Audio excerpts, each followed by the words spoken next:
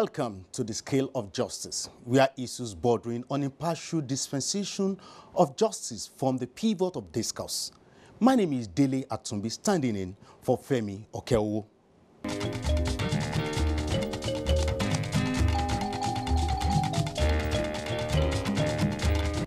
The judiciary has always been and will continue to be the last hope of the common man and the bastion of democracy.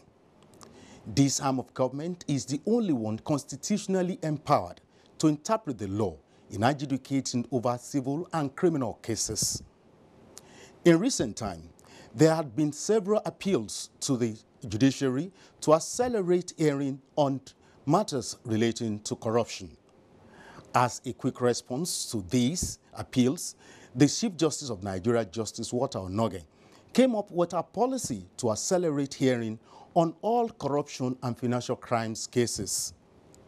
This policy has been adjudged by legal practitioners as a watershed capable of clearing the audience table. The Scale speaks with some legal practitioners on this development.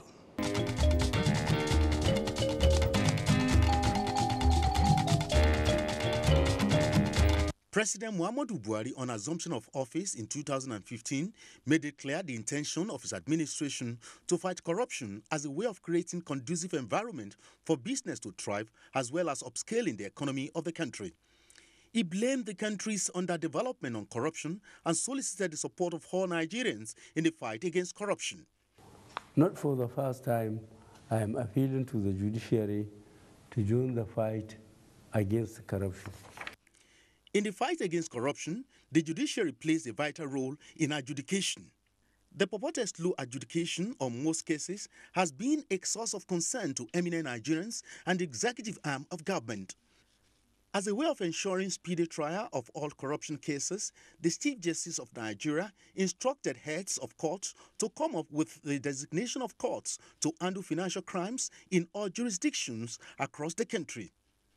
What is the legal implication of this policy in the nation's fight against corruption?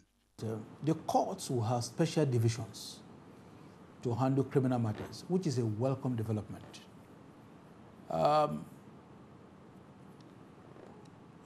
If you have a high court, there is nothing wrong in having judges specially dedicated to family and probate matters, criminal matters, commercial matters, and land matters, depending on preponderance of areas of dispute in various jurisdictions.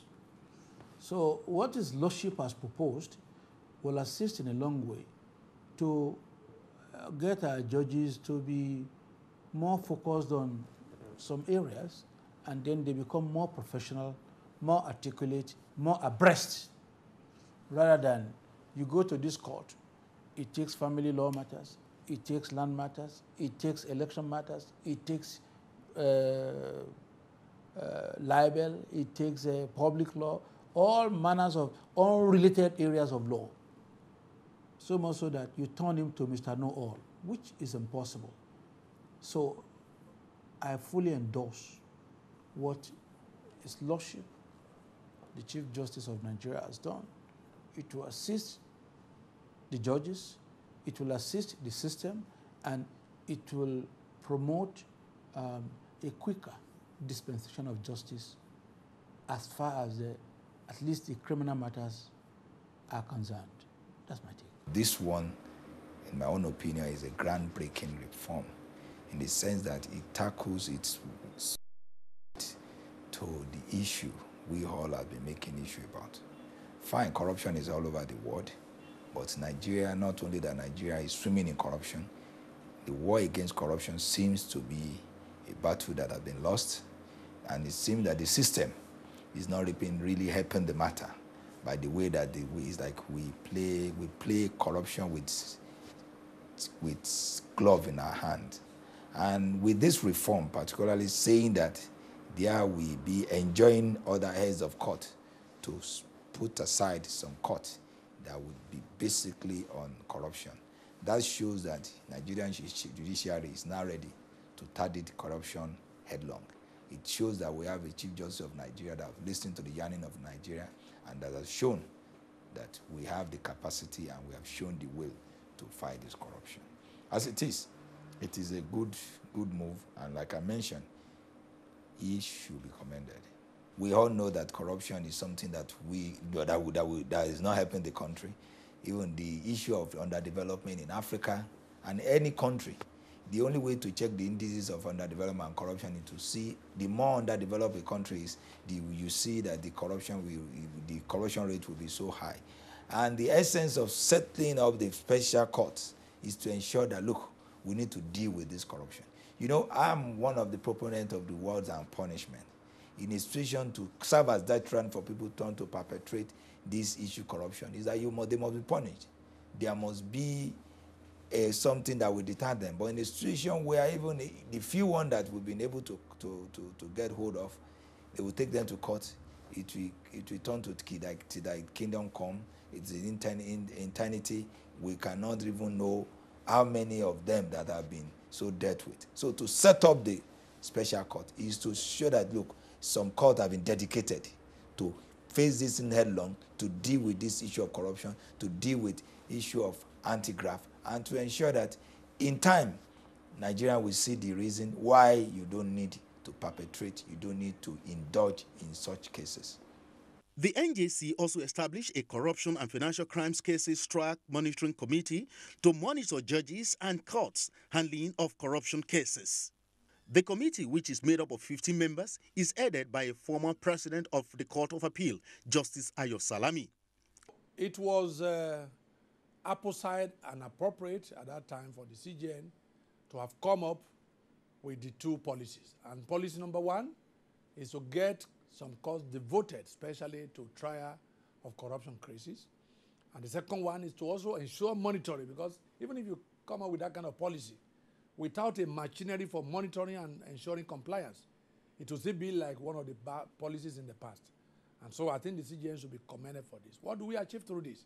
There's no doubt that our courts are bogged down with litany of cases, the long list of cases ranging from civil, fundamental, land matters, breach of contract, matrimonial, and what have you. And therefore, you pick a list of an average court in Nigeria, you have more than 45 cases on a day.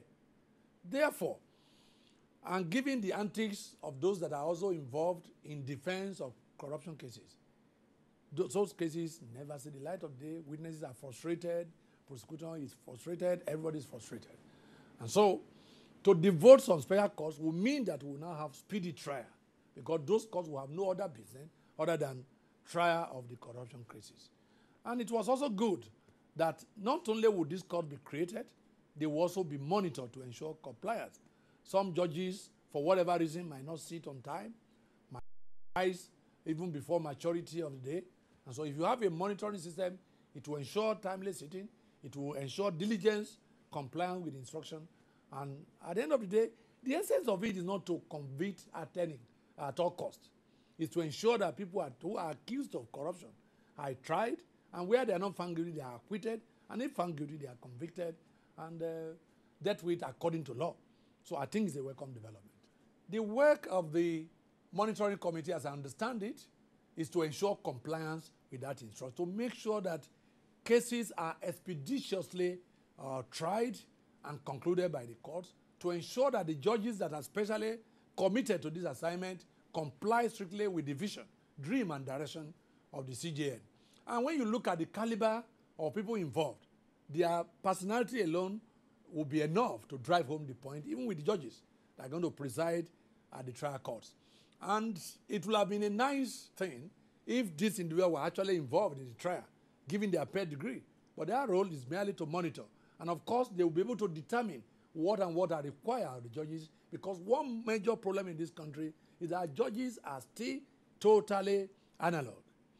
And the facilities for expeditious trials are not there. The personnel have not gone through enough training, and they are bogged down by lack of facilities. I believe that this monitoring committee should be able to recommend that there are adequate facilities, enabling environment that will allow a judge to work for 8-10 hours with minimum discomfort are provided so that we can have our dream. The truth of the matter is that the time has come for all of us to rise against corruption.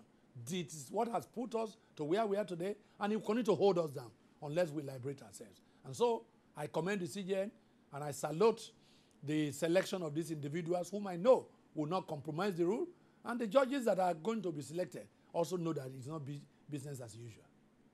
Although the body is purely advisory, but judges handling corruption cases will have at the back of their mind that there is a watchdog, although this may also have some negative effect in the sense that if you have committee members who now want to be intimidating and then trying to, but from the caliber of the people, I'm very, very positive that the result will be nice for the country. Especially, Justice Salami is well known to everybody in Nigeria. We all know the caliber of, the kind of person he is, and finding him on such a committee will have a salutary effect on the corruption trial in most of our courts in the country. I only hope the system will be able to fund them for them to go around the country and to be able to discharge this very, very great burden. We have very cerebral lawyers there. Chief Olani Kwekun is there. He has seen it all. You have Olisa Agbakoba, former president of the bar. You have J.B. Daudu, one of the best, in the environment. And Alige just left as the president of the bar. And of course, the current president of Nigerian bar, who himself was a DPP when I knew him, before he became a Solicitor General. He later became Attorney General. So it's from all the angles he has seen the ethos and what it takes to be prosecuting matters and all the nuances of a criminal trial. So I believe the committee is well packaged. And the National Judicial Council also directs the Apex Court and the Court of Appeal to fix special dates every week to adjudicate on appeals emanating from corruption and financial crimes cases from the lower courts. These, observers say, will help in the country's fight against corruption.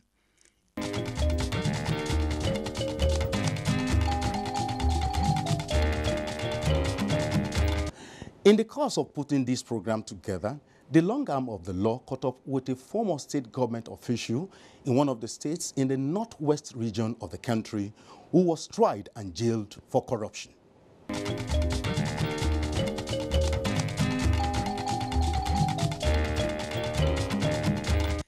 The appeal court sitting in Birnin, Kebbi has convicted the immediate past Accountant General of Kebbi State, Mohammed Kingari.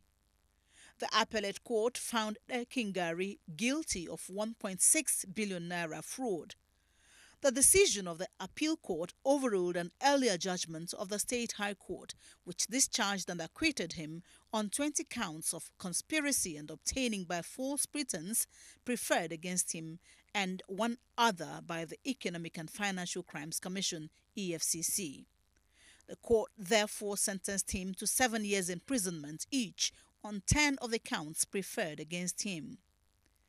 The defendant, among other things, was found culpable in using his office as the state's Accountant General for personal enrichment to the tune of 1.6 billion naira. Kingari was charged alongside Musa Yusuf, the managing director, Beale Construction Nigeria Limited, company owned by him and used in awarding various contracts to himself. Kingari's stake in Beale Construction Limited is contrary to civil service regulation, which forbids serving officers from owning businesses. Findings of the EFCC at the Corporate Affairs Commission showed that Mohammed Bashiri Mohammed, Anwar Sadat and Nasri Mohammed, all sons of the former Accountant General, and two of his brothers, Abdallah Mohammed and Habibu Mohammed, are directors of the company. The construction company operates two accounts at Eco Bank and Unity Bank with Kingari and Yusuf as signatories to the accounts.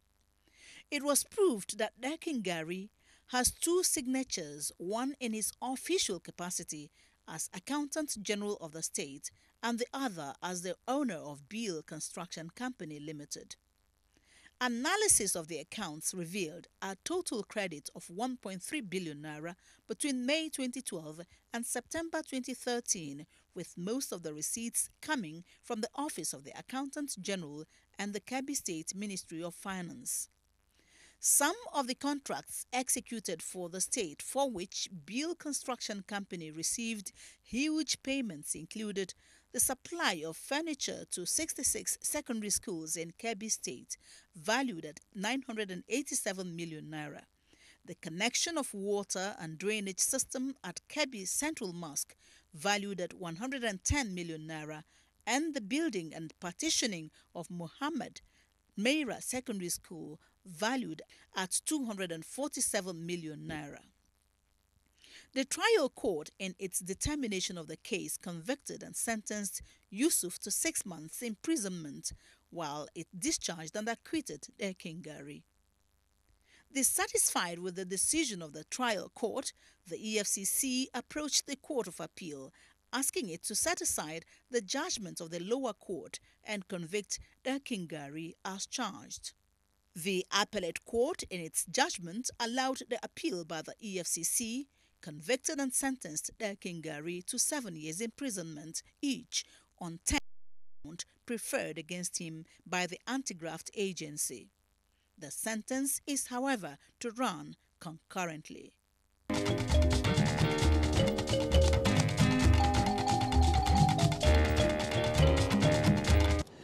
The wheel of justice may be seemingly slow, but definitely it will caught up with an offender.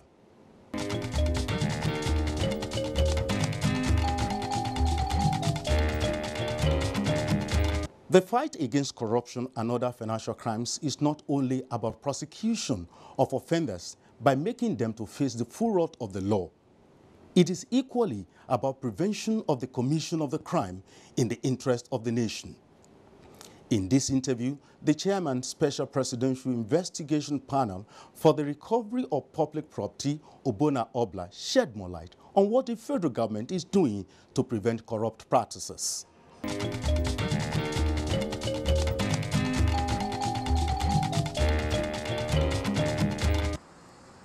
In 1960, when this country attained political independence from the United Kingdom, this country was seen as a potential power.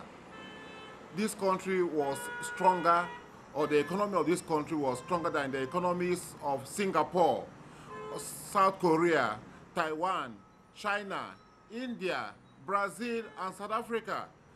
But because of corruption, this country has become one of the most backward countries. Even in Africa, with the kind of huge infrastructural deficits we have in the country is because of corruption. Everything has been run down, all our institutions. When we took over in 2015, we saw that we inherited an empty country. Everything has been run down. Is it the schools sector? Is it the health sector? Is it the justice sector? Everywhere, and it is because of corruption, unprecedented corruption. Let's take a look at the administration of President Muhammadu Buhari. Yes. What is the administration doing to step up the fight against graft? Oh, I would talk from the point of view of the justice sector, what we have done, and also I have mentioned what the government has done, the policy government has introduced. Let me give you another example. When we took over, or when Buhari took over, the salary wage bill of the federal government bureaucracy was almost 160 billion naira a month. But through weeding out of ghost workers, we have been able to weed out almost 60,000 ghost workers from the salary wage bill. So the salary wage bill has reduced drastically to about 110 billion. Let's go to the pension wage bill. The pension wage bill was chaotic, was disorderly. The government did not even know the number of pensioners it had in its payroll. And it used to be in the region of 60 billion naira a month. But we have reduced it to almost 40 billion naira. Even in the military salary wage bill, I can give you an example of an Air Force general who was arrested. And he told us a story. He said, look, if you do play again, I will tell you the secret of how to save about 80 billion naira from the salary wage bill of the military. That he gave us an example that in the Nigerian Air Force, the monthly salary wage bill used to be 5 billion. But at the end of the month, they will use about 3.5 billion to pay. And then there will be a balance of the next 5 billion, which will be shared among some officers of the Nigerian Air Force.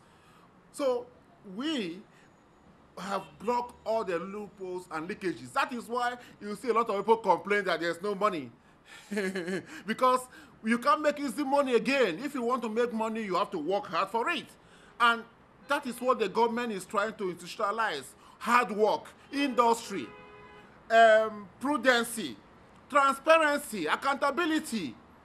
You don't spend money anyhow. Now you don't see the government spending money anyhow. Even the president, he lives a very simple life. He's not ostentatious. Even his convoy shows that he's a very simple person. And that is what we are trying to make Nigerians to understand. That you must cut your coat according to your size. In the fight against corruption, yes. Are there challenges? Yes, they are. Because I have told you corruption has assumed endemic proportion, pandemic proportion. Corruption has become institutionalized. The culture of impunity has become institutionalized in Nigeria for the past 50 years. So you don't expect a government to use 2 years to eradicate corruption. But we have reduced that proportion to a manageable proportion. There are challenges. The courts system, as I told you, the court system was run down. Even our police force, the law enforcement agencies were run down. So if you want to fight corruption, you need a very strong law enforcement, very strong regime. You also need the courts to support you. You need the support of all Nigerians. You need the support of the legislative branch of government, the judicial branch of government. But this support was not forthcoming. It was seen as a Buhari's fight, initially. So that is the challenge. Judges who will not look the other way when they have cases bordering on corruption, when they are handling cases bordering on corruption. Police officers who will do their work, who will go and do an arrest somebody who is seen to be maybe living above his means.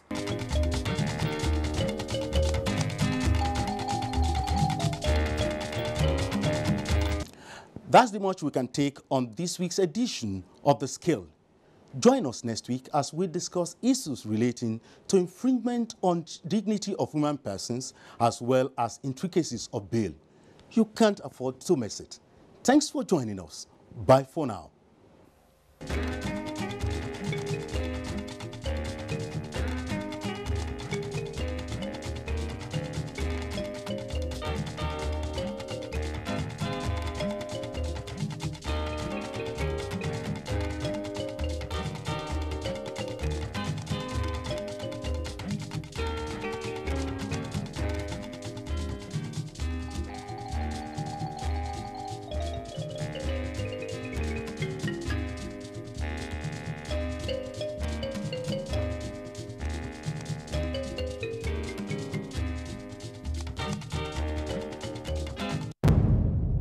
Information is power. Everyone wants power. So feel powerful with the NTA News mobile app, the one-stop information center. Real news at your fingertip. Be the first to report by uploading first-hand information on the U-Report link, and be the first to know by simply clicking on any of the links on the sidebar for headlines, domestic and foreign news, economy, security, politics, sports, and more. Stream live on your smartphone and tablets and stay connected. It's pretty easy. Simply download NTA News app from your Google Play Store and you're good to go. NTA News mobile app, your access to real-time information. We are Nigerians. We are one people. God made us united in our diversity. We have one history. We have one destiny. We are Nigerians. Let's rise.